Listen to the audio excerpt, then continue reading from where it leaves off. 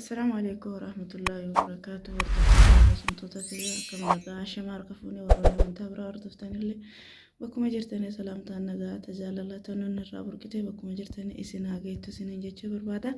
هذا مال سنين جيتشو رفي أبوليين تيا بليس يرى كومنتي نبرسي تاني فما وجين كومنتي عشان قلتي بويتشا بقى برسينا عشان قلتي بويتشا بقى برسينا ديفما قد هدو سنجالة hedduu isin kabaja warroonni haga amma jabaadhu jettanii koomentii babbareedduu nu barreessitan akkasuma waa hundumaanuu hamilee hundaanuu taatanii laayik sheer gochuudhaan wanti sabskiraayib gochuudhaan nu biratti argamtanii please ashaangulliitii boochaa nu barreessina baay'istanii jechuu barbaada maaliif jennaani yuutuubaaf gaariin ta'u kanaafuu ashaangulliitii boochaa nu barreessina isiniin jechuu barbaada mucayyoon fuula kiyeewwan irratti maxxansillee anaa miti obboleeyyan tiyya an fakkeenya fuudhee haasa'ee irratti waraabe malee anaa miti maaliif jenna mucayyoon suni viidiyoo isii akkuma dingataa argee irra waraabe irra caalaa koomentii namni arraba hin arrabsaa arraba isii sammaa arrabsaniini ka jedhu ayyaada irratti dubbadhe malee rakkoo biraa miti anaa mitillee warroonni ana seetanii eessa jirtattanii rakkattanii dhiphattanii nagaafattanii wallaahi galanni keessan jaannata firdoosi isiniif haa ta'u hundumti keessanuu anaa miti obboleetti ma akka tiyyaati garuu sababa arraba namaatii fi akkasi bootti mucayyoon sun maaliif jennaan namni koomentii hin taane namaa barreessaa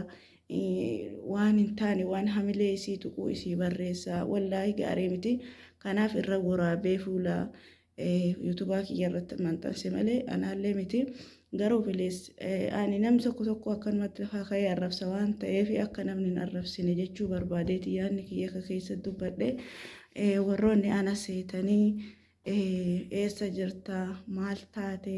maal jettanii wallaa galatooma naa jiraadhaa ulfaadhaa anaa miti obboleetti matiyyaa tan akka obboleetti tiyyaati miidiyaa marratti argeesi akkasitti boottorra waraabuu danda'e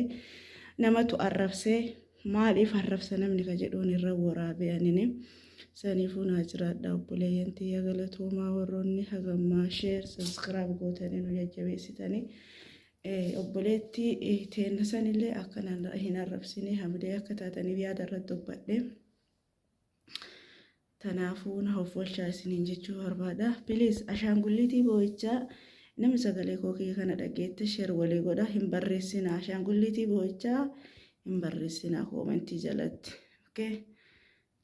akkasii inshallah du'aa godhaafillee du'aa hinuu godhallee sheer sabskiraayib gochuullee nu biratti argamaa isiniin jenna numatu wal jajjabeessa numatu waliif gaachana hundumti keessanuu hedduu isin jaalanna warroonni hagambaa subscribe share gochuudhaan nu bira dhaabbattanii hedduun keessan galatooma hundumti keessan jecha isiniif hin qabu inshallah nuuf jiraadhaa hanga viidiyoo biraatii walitti deebinuuf nagayatti.